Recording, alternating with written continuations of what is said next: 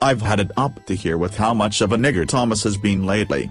It's gotten me a serious case of the munchies, and an erection.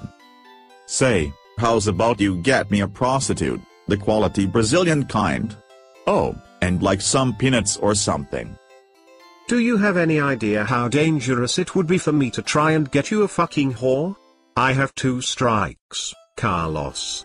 1 more and I'll be in jail. You know I couldn't take that, Carlos. You're completely aware that I can't even have an erection unless my daughter and her fantastic face protruding fist of a nose is involved. And I know every criminal would look at me and laugh, ha ha. Ha ha.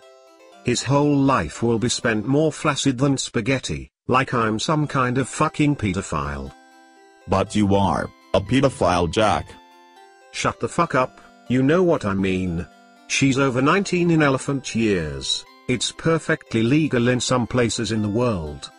You're twice as lazy as Thomas. His chink half works a lot harder than you, so shut the fuck up, and get me my peanuts and crack whores, Jack. You wouldn't care if I ever came back. See.